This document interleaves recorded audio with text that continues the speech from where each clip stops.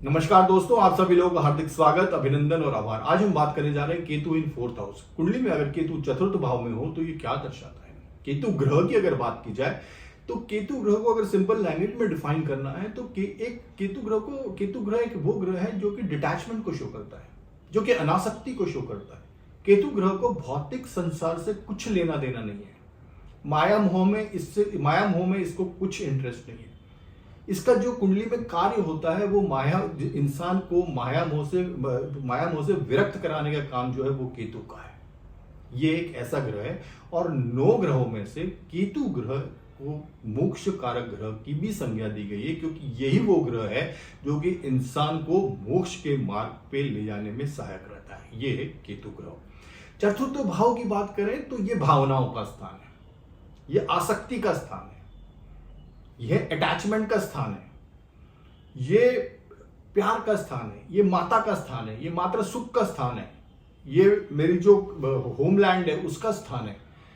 Mental state किस तरीके से रहेगी, सुख शांति रहेगी या नहीं रहेगी, ये भी मैं फोर्थ हाउस से देखता हूं। तो कितनी सुख सुविधाएं रहेंगी ये भी हम फोर्थ हाउस से देखते हैं। अब केतु जैसा ग्रह जिसको कि भावनाओं से कुछ लेना देना नहीं है, भौतिक संसार से कुछ लेना देना नहीं है, माया मोह से कुछ लेना देना नहीं है, एक डिटैचमेंट वाला ग्रह, एक सेपरेटिव टेंडेंसी वाला ग्रह, ऐसा ग्रह अगर फोर्थ हाउस में आ जाए, चतुर्थ भाव में आ जाए तो ये कोई अच्छी प्लेसमेंट नहीं कहा जा सकती।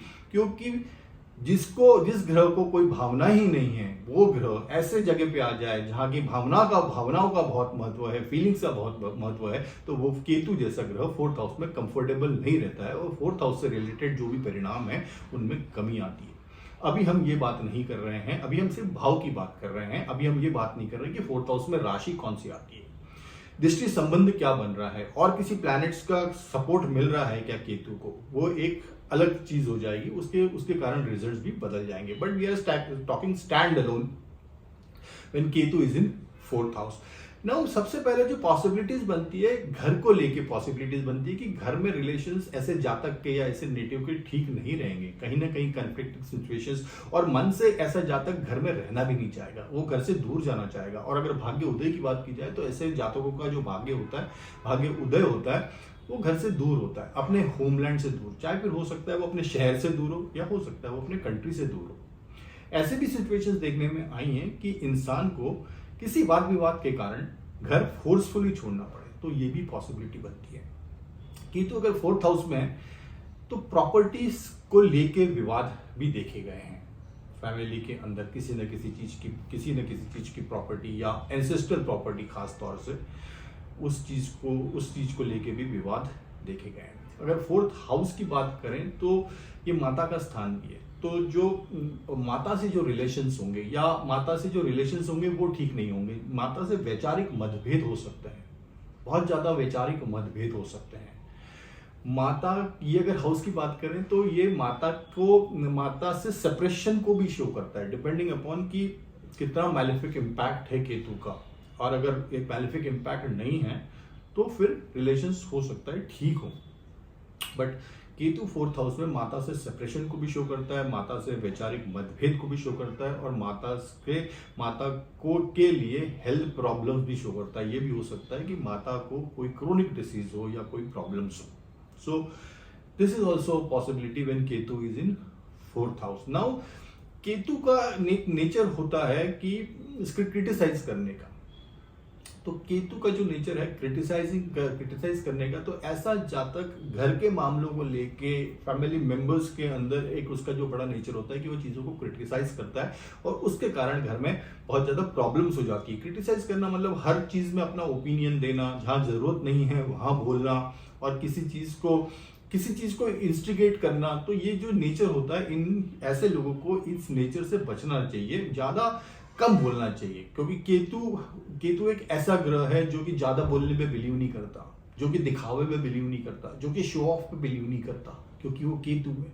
तो अगर आप केतु के नेचर के हिसाब से अगर आप अपने बिहेवियर्स में चेंज लाते हो तो ये केतु आपके लिए अच्छे फल भी देगा। तो this is also strong possibility कि वैचारिक मतभेद हो घर में, और बिकॉज ऑफ आपके क्रिटिसाइजिंग नेचर के कारण। अगर और बात की जाए तो ऐसे इंसान को ये भी देखा गया है कि इसको सोशल फोबिया होता है, जिसको कि हम सामाजिक भय कहते हैं। ये फ्रेंड सर्कल्स में जाना पसंद नहीं करेगा, ये पार्टीज में जाना पसंद नहीं करेगा, ये रिलेटिव से ज्यादा का रिलेशंस नहीं रखेगा, ये अपने आप में ही रहेगा, क्योंकि केतु एक ऐसा ग्रह है जिसको कि आइसोलेशन प्रिय है, एकांत प्रिय है। तो इसको सामाजिक भय भी रहता है कि क्या वहां पे जाके इसको कोई मन से कोई इंटरेस्ट नहीं रहता है। अगर ये जाता भी है तो ये फोर्सफुली जाता है। रिलेटिव्स हुए, फ्रेंड सर्कल्स हुए, कोई अपने समाज हुआ, इनको ऐसे जातकों को इसमें कोई इंटरेस्ट नहीं रहता। तो ये भी देखा गया when Ketu is in 4th house. तो भौतिक सुख सुविधाओं में इनको भौतिक इनके जनरली अगर एक नटशेल में समरी की बात करें तो ऐसे इंसानों को भौतिक जो सुख सुविधा है उसमें कमी देखी गई है, क्योंकि वहां पे केतु है और वो केतु का जो मैसेज है 4th हाउस में, वो इन सब चीजों से थोड़ा कष्ट देके इंसान को एक मोक्ष मार्ग पे अग्रसर करना चाहता है, एक सेल्फ रियलाइजेशन देना चाहता है। ये केतु का कार्य है 4th हाउस में। अब अगर ये जो कॉम्बिनेशन है और ये जो पॉसिबिलिटीज हैं, अगर ये डिपेंड करता है कि अब ये इसमें रिजल्ट्स में चेंज हो जाएगा, डिपेंड करता है कि चतुर्थ भाव की राशि कौन सी आ रही है। अग्नि तत्व आ रही है, वायु तत्व आ रही है, जल तत्व आ रही है और पृथ्वी तत्व आ रही है। तो डिपेंड करता है, क्योंकि पृथ्वी तत्व राशि में और केतु का जो रिजल्ट्स होते हैं वो अच्छे नहीं होते हैं। अगर 4th हाउस की राशि है, अगर जल तत्व की राशि है, वहां पे भी केतु के रिजल्ट्स अच्छे नहीं होते हैं। अगर हाँ वायु तत्व की बात की जाए और अग्नि तत्व की बात की जाए तो ये थोड़े से रिजल्ट्स में इसमें सुधार हो सकता है, क्योंकि जल तत्व की जो राशि होती है वो बहुत इमोशनल टाइप नेचर की होती है और केतु का जो नेचर है वो इमोशनल टाइप का नहीं है, वो भावनाओं को तोड़ने वाला नेचर है। केतु का नेचर भौतिकवादी नहीं है और पृथ्वी तत्व राशि जो होती है वो भौतिक तत्व को बताती है। तो वहां पे भी इन राशियों में जो केतु के रिजल्ट्स होते हैं वो अच्छे नहीं होते हैं। अब इन पे अगर इस केतु इन 4th हाउस पे गुरु का एस्पेक्ट्स हो या बाकी प्लैनेट्स का एस्पेक्ट हो, तो ये गुरु का एस्पेक्ट्स हो तो ये जो इश्यूज बताए हैं केतु इन 4th हाउस, जो अनकंफर्टेबलनेस बताया है केतु इन 4th हाउस, इसमें कमी आ सकती है। एक जो ऑब्जर्वेशन केतु इन 4th हाउस में किया गया है कि ऐसे इंसान में जो वर्क लाइफ बैलेंस होती है, मतलब जो जहां पे काम करता है, जो भी प्रोफेशन हो, जॉब करता है या बिजनेस करता है और घर को लेके इनमें वो बैलेंस नहीं कर पाता है, क्योंकि अगर केतु 4th हाउस में है तो राहु 10th हाउस में है और राहु 10th हाउस में जो प्लेसमेंट है वो एक अच्छी प्लेसमेंट से करियर को लेके, क्योंकि एक करियर को राहु 10th हाउस में बैठ के एक जुनून देता है, एक लगन देता है और बहुत ज्यादा एम्बिशन देता है लाइफ में कुछ बड़ा करने की। और अगर उसको बड़ा करना है तो वो जो घर में जो टाइम है, जो फैमिली को जो टाइम है, ऐसा इंसान कम दे पाता है और उसी के कारण भी डिस्टर्बेंस हो सकता है। तो ऐसे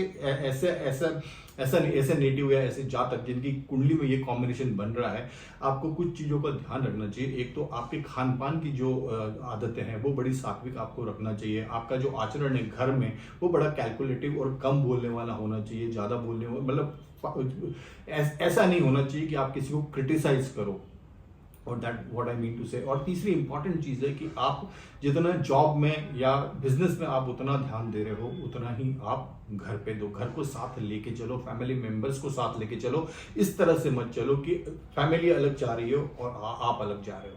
तो this is all about when Ketu is in 4th house. I hope कि ये छोटी सी जानकारी आप लोगों को अच्छी लगी होगी, मैं कुछ इसमें वैल्यू ऐड कर सका। Thank you so much. Wish you all the best. Bye and take care.